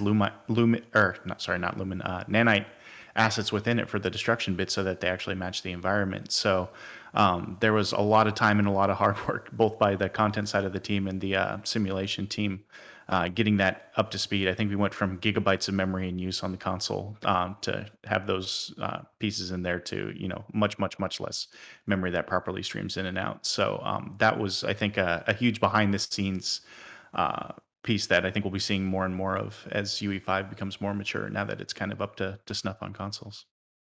And a really cool way to take a look at that too is if you load up the Dark World, you can open up the robots, the Ancients sequence for emergence, and you can kind of scrub through it and watch all the individual caches break and whatnot, and take a look at the assets specifically from there. Some really great examples in there. Same thing with Niagara. I mean, on the Ancient, who's got the big old spinning, red volumetrics in his head there. That Ryan Brooks put together for us, which is super great, as well as the fire. Right, there's some really great things in there. I haven't spent enough time with Niagara yet, and it's the first place I'm going to dive in just to kind of see how we made some of those things work. As mentioned before, a gameplay ability system is kind of peppered throughout pretty much anything we could get it onto for Echo. So I've seen a number of questions kind of scroll through chat about it. If you're interested in learning it, we've got some really good docs in it from UE4, and you can see it in use with these other gameplay systems that we've got. And of course, too, blueprints are still here, and we use them for pretty much everything in here. So if you're used to digging around in there and want to see how any of this is set up, the Ancient is one big Ancient. One big blueprint called, I think, BP Ancient. So you can find that pretty easy too. And a bunch of gameplay ability blueprints. I saw in the chat they were saying how does Echo play different animations and stuff. Yep. If she doesn't have them in the base game, if you look at how the gameplay ability blueprints are set up in there, that's how we do it. Yeah, I think there's like the dodge is one, the walk overrides one, the mantling is one, light dart one, the vault, the mantling, the is touching one. of the Dark Rift. That's the interact with that. That's right. Mm-hmm. We tried to go ham. We went totally ham. Yeah, I was gonna say a lot of areas, not Yes. only animation. Yes. It's a very ham-rich project. Yes. I know. So we've kind of talked about a number of these features that are well represented in the project in different areas. I'm sure there's a handful of other things that are in UE5 that might not be here. Is there anything? Just want to make sure if there's anything we haven't covered, we can before we move on to kind of what's next. Let's see. Still gathering questions. I don't even know what page I'm on right now. It's all good. I just didn't know if there's anything that's like, oh yeah, we didn't have the appropriate time to kind of highlight it here or actually use it. We're doing good on time. We have gone through a whole bunch of it, so I think we can just continue, and then we'll have a good amount of time for questions. Yeah, sounds good. So Nick Penwarden, I have to specify because we have so many Nicks. What's the road to 5.0 look like? Are we going to do hot fixes? Any supplemental releases between now and then? Kind of what can developers expect? So the road to 5.0, we are looking at putting out a hotfix for early access. What we want to do is gather up crash reports, feedback, stuff like that. Focus on getting stability up in early access a little bit, and seeing what iterative improvements we can make over the next couple of weeks, maybe next month. And then our focus is going to turn towards the 5.0 release itself. So that's all going to be on taking the features that are in early access, continuing to improve workflows, continuing to we'll have a really big push on polish, on optimization, on stability, to really get those buttoned up and ready to use in production to make games. The other step that we have in the future is we're going to be shipping Fortnite on top of UE5. So that technology change is really our goal with that is to use it as a proof point. Like UE5 is ready. You can ship a game on UE5 because we are shipping our own games on it. So that will give us a first nice proof point of shipping Fortnite on it, and then we'll get it all out to you. Awesome. Anything in particular from the engineering directors here, specifically for kind of what's next on the way to 5.0? Anything you think you feel we can talk about that's going to maybe land at that time? And there's like a handful of things that we've kind of mentioned in the past, but just anything that's not already covered. I think I can add a bit more. We're obviously polishing and making the features easier to use. Specifically to call out, I think Lumen and the extending of the hardware ray tracing support is something we are still aiming for 5.0. I think it's going to be a great alternative for people. It hasn't been mentioned, but we are working on making platforms, the non-Windows platforms, easier to work with, easier to iterate on. that's a whole effort we're pushing forward. And things like Vulkan ray tracing might come. We are working on optimizing the render and so on and so on. Right on. I'll throw out that the MetaSounds workflow is they're working on just making it way more feature rich right now and adding more visualizers and nice kind of debugging and workflow sorts of things to really help you implement MetaSounds and help people get up to speed with how to use them. So I know they're very keen to see what people are doing with them publicly, and that would probably affect with which kinds of features that they're adding to it based on what demand is. So post your stuff, send it to Aaron and to Unreal Engine on Twitter, and I'm sure Victor can help us aggregate. I was going to say Aaron McLaren, Dan Reynolds at Unreal Engine. Those are the three that you want to ping. Adam Block too, actually. Yeah, and on that note too, it's funny working with MetaSounds. It's very reminiscent, and Whiting, you might be able to speak to this, of like Blueprints at 4.0, right? Where there's really great functionality in there, and there's a lot of really cool little things that have been added to Blueprints over time that I think that they want to bring in there too, like reroute nodes, for instance, and things like that, to really make it nice and clean and neat. And yeah. Cool. Yeah, blueprints were basically a result of a lot of people walking over behind Nick Donaldson's desk and seeing what crazy stuff he got up to, and then making features to help keep him happy. So I think the same thing will happen with MetaSounds, where it's really based on what people are trying to do with it is where we spend our time. Cool. Are y'all ready to tackle some of the questions that we received during the last hour and 17 minutes? Yeah, let's I want to hear Q&A. it. Great. Yes. Yeah. Let's do it. It looks like there's one or two, maybe. Yeah, maybe. People have questions. Let's kick off with one question that came in rather recently from A. Soroka. Is the preview going to be updated throughout 2021 until the full release, or is this the only version we have access to until 5.0? Yeah, I can cover that. I mentioned briefly we are going to look at getting a hotfix out. Maybe one or two, trying to similar to preview builds as we release them before UE4 releases, looking to get stability up, looking to fix the very common problems that people are running into. But after that, the next release will be 5.0. And you can follow us on GitHub as well, if that wasn't mentioned. I was reading questions. Yeah, I actually sent a tweet out about that earlier too. Main is on GitHub too. It's really cool. I don't know how many people had recognized that, but we have not just early access build, but if you really want to go like into the depths of the dragons and fight them with us, you can live on the absolute edge with Main as well. Yep, follow along as check-ins go into UE5. You can see it all live. I put a tweet up and I was like, I wonder what the last check-in was, and it was like an hour ago. I was like, oh, okay, yeah, it's getting updated. So pretty cool. Next question comes from Loresh, who's wondering, what's the roadmap for tessellation replacements for things that Nanite does not support?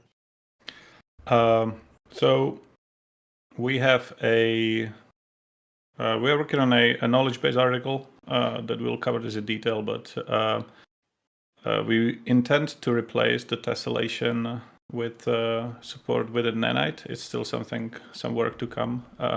I unfortunately cannot go and say we have a roadmap for, because it's a bit of an R&D, it's a bit of exploration there as well. So yeah, it is something on our mind and something we are working towards. Next question comes from Chickenweed. Oh, go ahead, Chance. Oh no, it's fine. I'm tracking you in the doc, so following. Oh. Next question comes from Chickenweed, who's wondering, will Nanite support transparent and animated meshes in the future? Absolutely, yes. That's our goal. We want to make sure that every part of the pipeline that deals with meshes will be supported with Nanite. So we are looking at translucencies, at animation. We would like to get, as I said, tessellation, displacement working. Yeah, I remember another question a little down further below. Don't remember who asked it, but someone was curious. Oh, here we go. From Runcont, who's wondering, why did you implement your own rasterizer?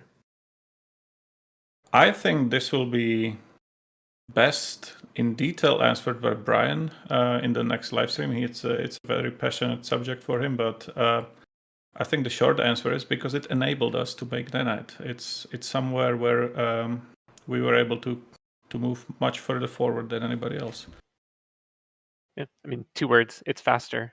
But Brian can expand on that in more detail. Tune in next week, same time as today, same channel. We'll have Brian Karish. Cool.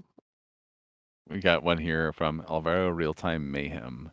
I noticed the game ability system was used in the demo project. Does this mean we should expect newer updates to it? Whiting, do you know the future of GAS? Yeah, gameplay ability is something that kind of got incubated on Paragon and Fortnite, and then this is really Valley of the Ancient, because we were using the game feature plugins, was really the first time we were trying to productize it in the engine. But we've got some efforts spinning up right now that'll come out around the 5.0 launch that will really kind of put it through its paces and make some more complicated examples. And based on the learnings, we will definitely be updating that. I can grab this one right here. Are there any plans? This is from THC_Ilya. Are there any plans for a tutorial series for Unreal Engine 5? I think just kind of as we move forward, you should expect everything that, same behaviors we had around UE4 throughout its life cycle. So that's not just continued support release over release with new features and functionality, but that comes along with, us being able to put out resources for pretty much anything that we build and add to the engine. So yeah, I would say it's pretty safe to say so.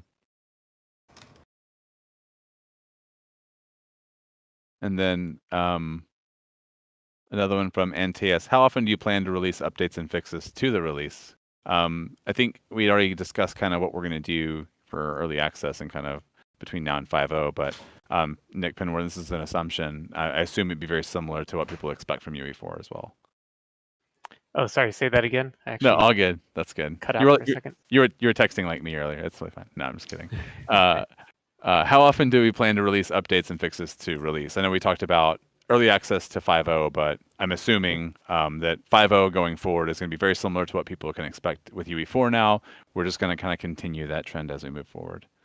Yep. Yeah, that's the plan right now. Is once 5.0 gets out there, we'll be releasing frequent updates throughout each year. So yeah, expect a release cadence similar to UE4. In regards to Nanite and sort of this new workflow, we're going to go back to this. I know Brian Karish is coming on, but there are a lot of questions, and I think this one is worth covering.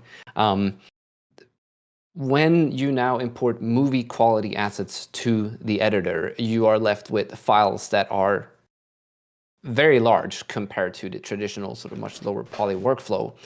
What are we doing to make this workflow sort of normal and easier to work with? So there are a bunch of technologies underneath the surface. I don't know if people tried it, but if you try to take a big mesh and turn it into Nanite, you actually notice that it's much smaller than the original mesh. We have really good compression underneath the surface. We're still working on improving it. We're looking at how we can make the assets smaller by obviously not distributing things you actually do not need to distribute. So it's a work in progress, but I think it's worth pointing out that the Nanite meshes, because of what our rasterization allows us, are so compressed compared to the traditionals that you are probably actually saving space. I would add on Valley of the Ancient too. The bigger offender in terms of disk size was the texture stores, because you need so many high-res textures to fill things up. But we did squeak in storing the original assets as JPEGs, because a lot of the photo scanned assets from Quixel were JPEGs anyway. There's no need to store them lossless as the raw data assets. So that's a feature that made it into early access and saved us a ton of disk space. I probably shouldn't say it, but like a month and a half ago, we were at like what 320 gigs for the project before we cleaned everything up and compressed it. But that does show you like the JPEG compression was a huge portion of that too. And goes to show how much texture was a part of that. Yes. Also- Sorry. On that note, on Valley of the Ancient, if you look through the content, I think it's something like 90% of our content is that folder, right? It's the Megascans folder, and we were able to delete like I don't know how many normal maps, right? To cut all that out too. So we're using fewer textures in general. We probably could have been a little bit more deliberate over time to pick the actual resolution of each of these textures that we actually need for specific spots. And we also have a very broad array of different objects that are in there. So there's very many different unique meshes that require unique textures as well too. So probably some optimization to be saved there as well. The last thing I'll say on that is if you check out the Nanite documentation, there's a pretty good analysis there of disk footprint and memory size of a Nanite mesh versus a traditional static mesh. As well as some thinking about what textures you need and how that potentially impacts size. And so it's a good place to go to get an idea of what you can expect using film quality assets in your game, how it will affect disk footprint for your project. And I think it's worth everybody hounding the Quixel guys when they come on the stream, but they already have a lot of learnings based on what they did here, and they think they can get away with using a lot fewer textures and more detailed textures that are reused all around at higher resolutions to really chop down the footprint that we just didn't have time for on this project. So it'll get a lot better, and we'll have a lot more best practices in the future. And that goes back to the Valley of the Ancient being an experiment for us. This is right. This was us learning how to try to build this type of content. And with what we know now, I think we'd build the environment a bit differently, and we'd be able to do it more optimally and achieve the same results. So I think it was an awesome project for us to get an idea of how to build content with this tech. And as we learn more and more, we'll want to share that with you all. And as you explore the tech and have learnings, please share it back with us. Exactly what I was going to say. Yeah. Go ahead, Chance. No, I'm just saying that was exactly what I was going to say. There's so much that we learned through the process here that we hope to be able to share. And something that I didn't actually know before we released it, but some folks in the community packaged the demo, and it turns out that the package build is 25 gigabytes, which is quite the change from the size of the project itself. And so add, everything that comes with sort of optimizing and performance is usually what comes, after the tools have been built. And so there's a lot to come there. I hope everyone's excited to participate in it. Made on GitHub. Be vigilant. And it's also worth pointing out, one of the reasons for that size difference is that when you download the project, you will get both the original source assets, so like the source JPEGs for all the textures, the raw source triangles for all the geometry, as well as the optimized versions. That way, your first experience opening the project isn't processing all of that data, and so you're effectively downloading what's in that final package, what you would ship to players once you've made your game or experience, as well as the source assets themselves. So it's all of that is encompassed in that initial download.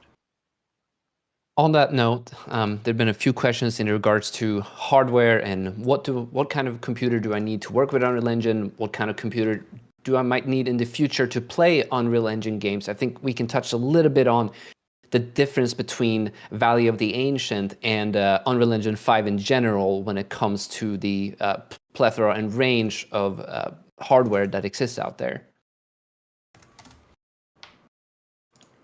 Yeah, I guess I can speak to that. So with Valley of the Ancient, we were really targeting how do we push the limits of the technology that we built for on the high end for next generation consoles. So we were targeting next generation console hardware with this demo, and we really built all of the content with that in mind. So the short answer of what hardware do you need to develop with UE5 is depends what type of content you're wanting to build and how you want to build it. When you want to build a game that's going to, say, scale across console generations, you can still take advantage of Nanite and take advantage of its capability to render extremely high polygon meshes, and you just need to build your game content with the idea that, hey, I'm going to scale across platforms. When we were getting Fortnite, which was originally made for consoles, running on mobile, part of that effort was figuring out how do we scale down and substantially, or how do we take that content and scale it down to run on mobile phone hardware. And so it's kind of the same idea when you're going to approach this is really how do you approach building your content by thinking about all of the platforms that you're going to want to ship it on, and then take advantage of how you can scale up and down that content on different platforms to optimize the final results for it. And then I would even say, and we've been working with Valiant of the Ancient, I mean, the game development is a series of those kinds of compromises. You choose where to spend that budget based on, right, like what you think is most precious to you in your game, whether it's frame rate or visuals or reflections, right? And so you might spend, some points in bucket A and not B. So a lot of it comes down to being content specific. Thank you both. All of you. Thanks to all of you. Without you, we would not be here, and there would not be a UE5 available right now. Putting that out there. Moving on. And the entire development team. We're just a couple of people who help make this, but when I'm saying you, I guess it's just all of you developers out there. There are more, believe it or not. This is not the only folks who worked on the. I'm just the guy they asked to talk. It's the royal Same here, you. just the face. Like I know all the intricacies in UE5 yet. Trust me, I've not had nearly as much time working with the tools. I see all of you out there working with it, and I'm getting a little bit jealous because we're in the weeds with everything that's involved around community and preparing all this for you. But eventually, we'll all get there. It's a journey that we're all traveling together. Next question comes from ODZO. Who's asking, will there be other sample projects released? Valley of the Ancient is good as a complete sample, but it's quite overwhelming to jump straight into it. Other sample projects that are less complex would be good for me. Funny that Pinward and I were literally discussing this, I think, 4 days ago, right? Like, and kind of what the plan is next. We don't have anything really to share at this point, but we do recognize that there are numerous ways that we can provide value to folks. It's not, a high-end example project. There are plans for 5.0 for a number of the different various ways that you would get access to examples such as content examples or other sample projects in the works that are on their way. So stay tuned for more information there, but it is something that we're discussing in the shorter term too. And I would say that we can probably expect a lot of content to come out from the community. I've had several requests from folks, tutorial creators around the world who is wondering if they're allowed to start creating content with UE5, and they are. There is the same end-user license agreement applies to UE5 as it applies to Unreal Engine 4. So go ahead, produce content, make all the crazy things, and we'd love to see it. Next questions come from JB, who's wondering, how easily do plugins transfer over from UE4 to UE5? Should we expect to see some plugins updated to support UE5 soon? This could be multifaceted. I think maybe it needs a little bit more info, but so there's UE4 engine plugins that are in UE5. There may be some that made the jump and maybe some that we plan not to. Other plugins to be updated to support UE5. That might be things on like Marketplace or whatnot. Nick, are there, Pinward, are there things that are in UE4 right now, like plugins or systems that we know that we haven't yet ported up to UE5 yet? Well, so everything that we ship with UE4 is available as part of UE5. Marketplace plugins are different. So individual plugin developers are going to have to take the time to update their plugins for UE5. One of the it's another thing that I've noticed as I've been trying to see how developers are working with UE5, and a number of plugin developers are noticing that they were very easily able to get their plugins up and running in UE5. So I hope more and more plugin developers have that kind of experience where it's more or less easy to get them translated over. Depending on the specific plugin, it may be easier or more difficult to get it running in UE5. But similar to getting projects in, I mean, the goal is that upgrading shouldn't be that much more difficult than updating for a new UE4 release.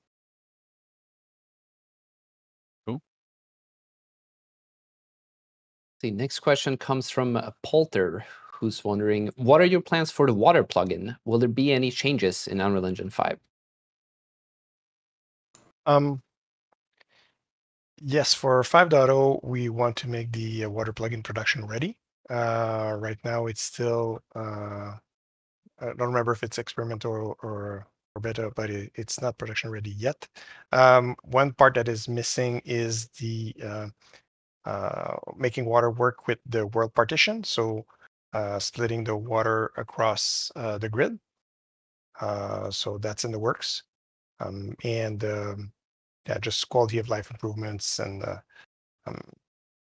another thing that we want to tackle is the brush limitation, which right now the brush is for the whole map. So if the map gets too big, then we run out. The brush basically makes the engine crash. So we want to have a better approach for that, so that we can scale to much larger worlds. Thank you, Simon. Next question comes from Richard Sun, who's wondering, is there an established pipeline to convert UE4 lit scenes to convert towards and to support Lumen? That might be a better question for Daniel, who will be, I think, live in 2 weeks. That's right. Right? 2 weeks. But right now, I think I'd summarize it the way I read it. Somebody tweet about it. You go in, you disable light maps, you turn on Lumen, and it looks awesome. I mean, haven't tried it, but people tweet about it that way, so. Yeah, it's just a drop down in the project settings, right, at this point? Yeah. Correct. It's enabled by default in all new projects, which if you are using the VR template, you actually do have to disable Lumen, because otherwise the lighting that's baked there does not display it in the correct way. This will be fixed this will be hotfixed in the future. Some special template shenanigans that had to be done to make that work when you create a new project that is default, and it shouldn't be in that project. Just a note. Next question comes from Matteo Merchant Lopera, who is wondering, can it be possible to produce a full video game only with blueprints in Unreal Engine 5? I would say as much as possible as it was in UE4. I mean, there might be some rough edges if you have to cert on console potentially, but we've had people ship games that are blueprint only. So there's no kind of fundamental limitation to it. We tried to use as much blueprints as possible in Valley of the Ancient just to show it could be done. And I always harp on this example, but Robo Recall, which I noticed, Victor, you are repping back there, was about like 85% blueprints, right? There's no limit on performance and whatnot, as long as you are diligent about what you do and write good code in blueprints the same as you would write good code in native code. There's ways to get around it. So I don't think there's any fundamental limitations for it. And if there are, we should fix that. So let us know. You know, working with folks over the UE4 life cycle, there's numerous games that launched on Steam, right, or other PC stores that are blueprints only. Typically, Whiting calls it console. Generally, the native aspects there are operating with SDKs mostly, right? Things that the hardware itself kind of needs that native layer for you to attach to. But yeah.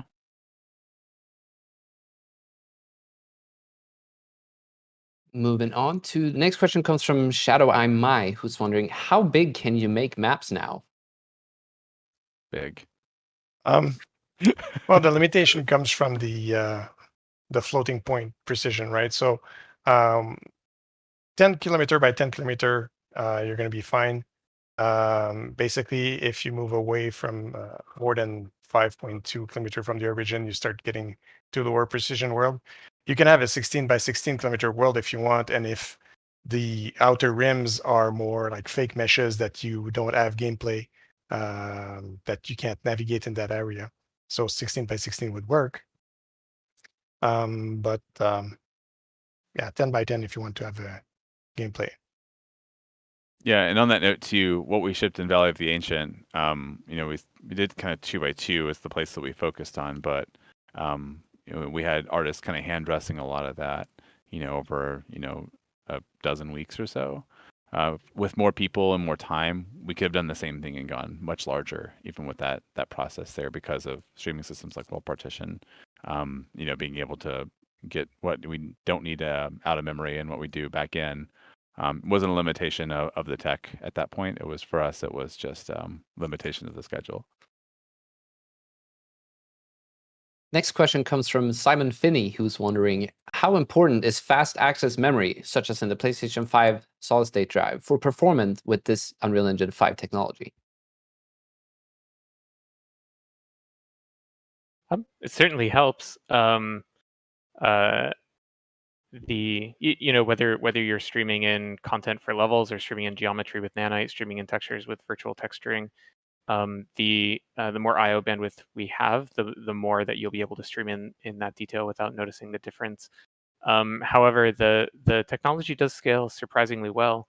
I actually have Valley of the Ancient on a spinning disk hard drive, and I've been playing around with it a little bit, and it actually works surprisingly well. Yeah, I think it's worth noting that virtual textures and Nanite, for example, they're much more gentle when it comes to the amount of streaming. It's not these like you move and then you get megabytes and megabytes of data suddenly in one frame. It's much more continuous, much more fine grained. So actually, yeah, it's working pretty well on all kinds of I/O. Next question comes from Biotorial, who's wondering, are landscapes planned to be supported by Nanite?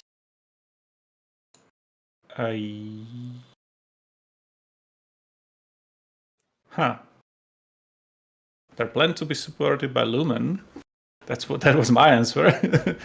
I think Brian will have opinions on that. Yeah, Brian will have an opinion on that, but yeah, it's certainly working on the demo. We were looking at all the different ways we could shape this technology. So it's one of the things we need to take into account as an experience coming from this demo. Yeah, currently the virtual height field work would be the way to scale up geometric complexity on the terrain, but we're exploring all sorts of options for the future. Next question comes from Ryan Van Meter, and even though this question is specific, I think we can answer it a little bit generically. The question is multi-user editing functional or planned? I'd like to start prototyping with a friend, and it would be cool if this UE4 feature made it into this early access demo. Other than the clear deprecated features that is listed in our documentation, unless it's there, these features will be made available in UE5. If they're not currently working, they will be in the future. And so if you're curious what sort of was in UE4 and what will be in UE5, go ahead and head over to our documentation where you can see the entire list of features that have been removed. And if any of you know specifically about multi-user editing in UE5, feel free to chime in, but I have not yet tried that. Yeah, I have not tried it either, but as far as I know, it should be working. Chance you need to pay your power bill again. I know. Yeah, I don't know what's up there. You need to have like a ceiling fan or something around here, always moving. Let's see. Next question comes from A. Sorovka, another Nanite question. Vertex painting on instant Nanite meshes coming at some point? Yes, although I'm not sure if we will call it vertex painting at that point. Nanite meshes are huge in terms of the amount of polygons and vertices you can make. So So we are not yet sure if what we will be doing soon is going to be precise vertex painting or something more volumetric. We made some experiments over last year and that looked very good. So now we need to wrap it up and productize it. So yes, it's something we actually are working on. Next question comes from MOA Development, who's wondering, are there limitations to the density of meshes when importing? Not really. We had meshes that were tens of millions of polygons. So, I mean, at some point people can run out of memory somewhere. I would encourage everybody to report the cases where this doesn't work. The user did note that they have noticed crashes when trying over 5 million triangles. That's unusual. It would be great to have that mesh and test it out here to see what's going on. MOA Development, you know where to find us. Send us your crash log. Next question comes from Hancour. Let's see. Hancour is wondering, are Marketplace C++ plugins able to publish to wait until release? For now, we have no news in regards to Marketplace support, but stay up to date on our Twitter account as well as the forum thread, and we will update you. Right now, UE5 is in early access. It's meant to be played around with and experimented with. But feel free to prepare your plugins, make sure that they work, and there's no limitations for you to not be able to distribute them elsewhere. I've got one here, Victor, that I'd like to see Pinboard can answer. What is the plan for future updates to UE4 for now? Yeah, I can talk about that. So we've got we will be releasing 427 later this year. And currently that is the last planned release that we have for UE4. We'll play that by ear a little bit if there's a good reason for releasing a small update to UE4, say for like SDK updates or something like that. That's something that we'll consider. But our plan is to jump right from 427 to 5.0.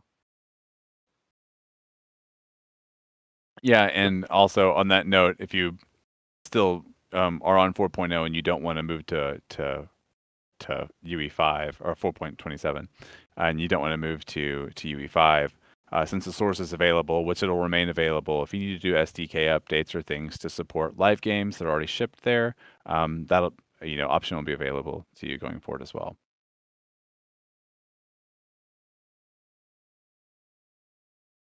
Right.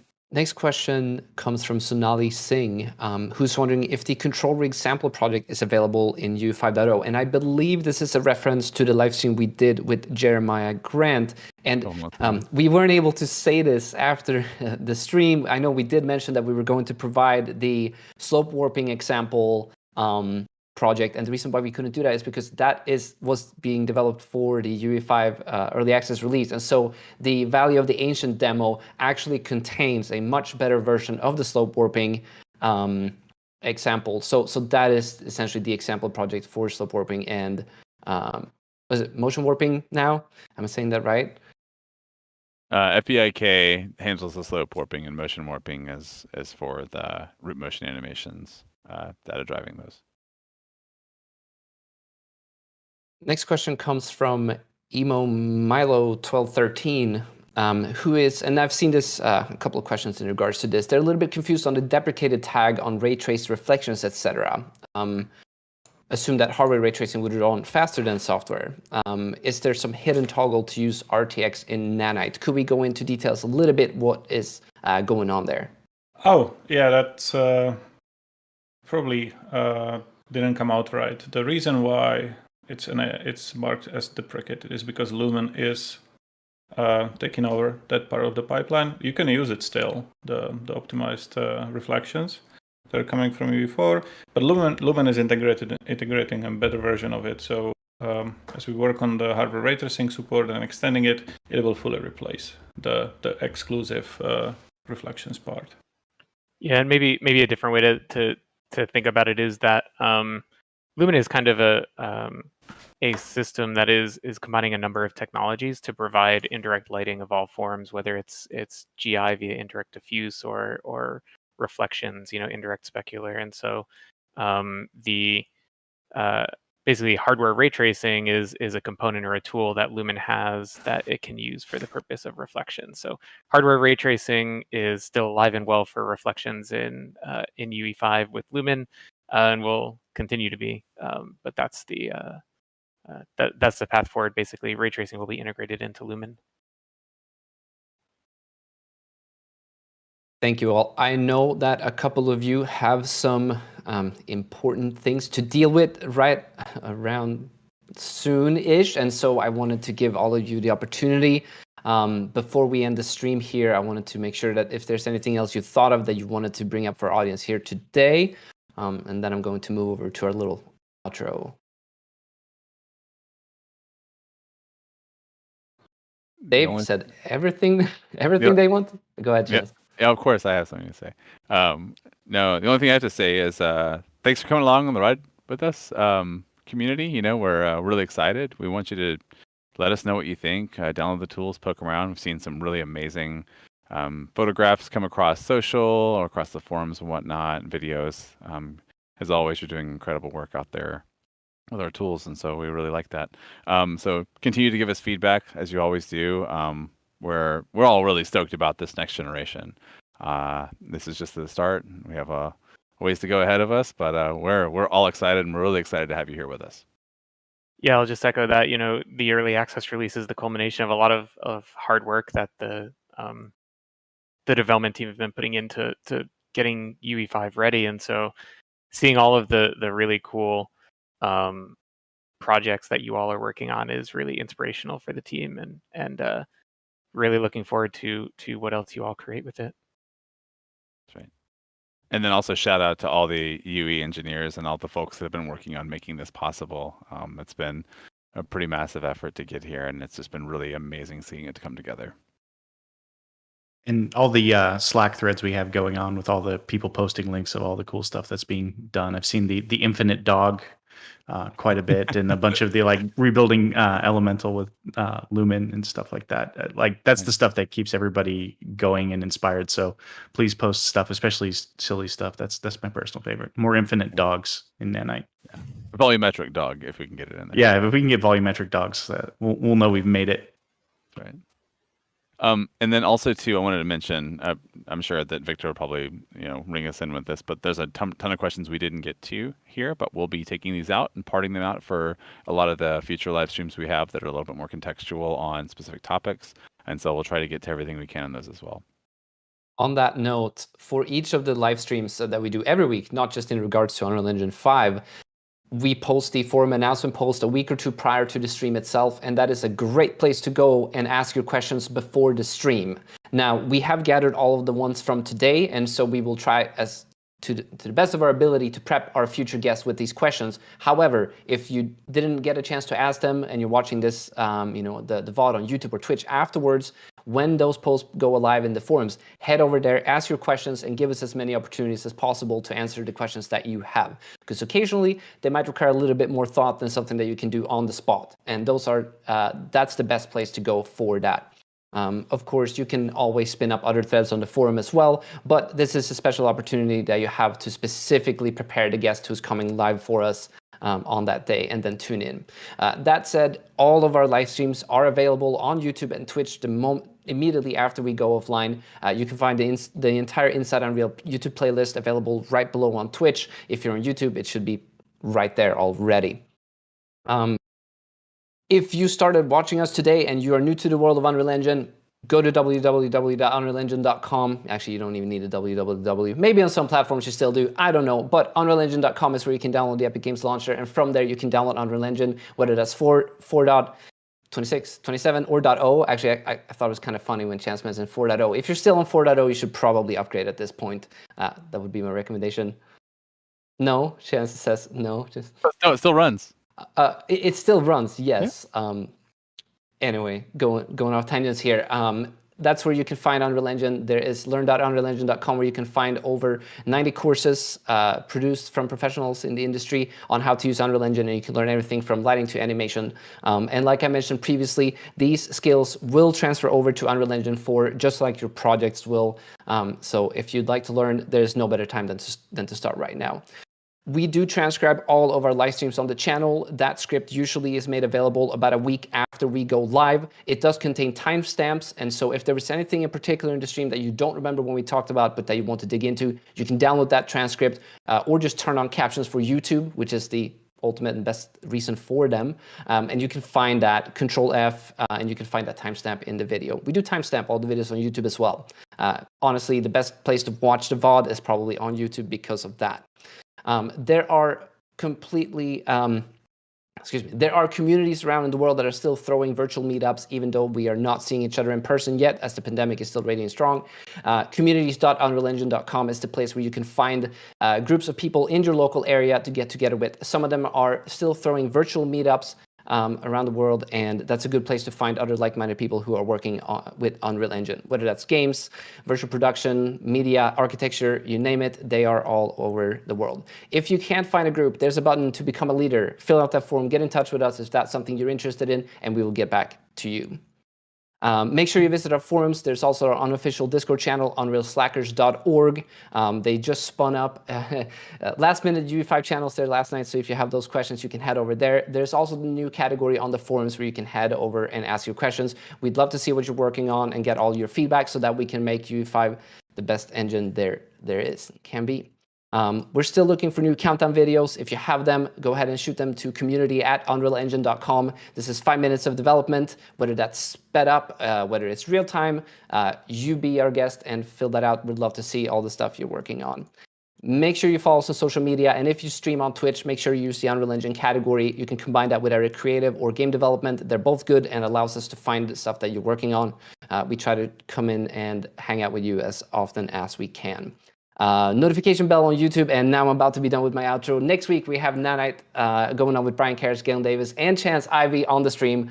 I hope you all are excited for that as I am. And with that, I would like to give our special thanks, and please chat, give it up for our guests today, for all the time they gave us, the knowledge, and also all the work that they've done and will be doing in the future. Thank you all. Now I want to see chat just go crazy. Okay, there we go. That's a little bit better. It's silent applause, but we can watch it. It's like watching audio, like we talked about earlier. Thank you all for making the time, engineering folks, for this. This is super awesome. Really excited about UE5 and where we take it from here. Yeah, thanks everyone. Thank you. Thanks. Thank you all. With that said, it's time to say goodbye. We'll see you all next week. Let's roll the outro. Take care, everyone.